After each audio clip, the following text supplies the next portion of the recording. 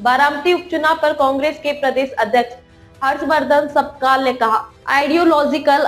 Alignment, ideological संघर्ष और Bharatiya Janata party के खिलाफ हमारी भूमिका को देखते हुए हमने यहाँ बारामती में उम्मीदवार उतारा था। अगर वहाँ हमारे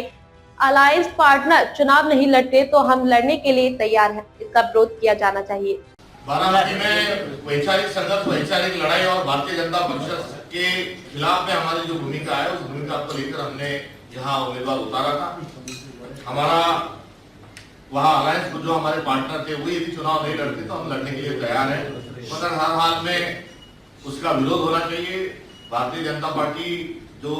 वोट चोरी के माध्यम से और उसके साथ साथ पैसों के माध्यम से चुनाव आयोग को उन्होंने जेल में डाला है, इन चीजों के कारण से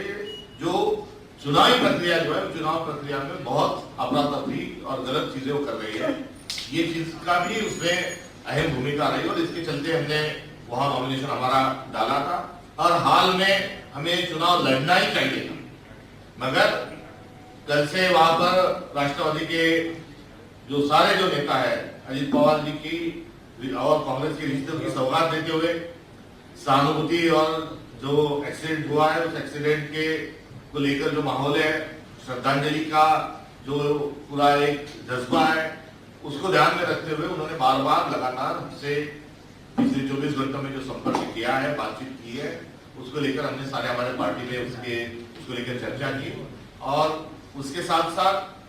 क्या रिक्वेस्ट है और किस प्रकार से नेता हमसे क्या कह रहे हैं इसको लेकर और हमारे महाराष्ट्र के भी नेताओं की क्या भूमिका है, ये सब समझते हुए हमने आलाकमान के साथ भी बात की और उसके पश्चात यहाँ पर ये चुनाव हर हाल में लड़ना ही चाहिए था। ये सच्चाई होने के बावजूद एक सभ्यता के तौर पर और एक सहानुभूति के तौर पर इन चुनाव में कांग्रेस का हमारा उम्मीदवार जो है वो विड्रॉल करने जा रहा है।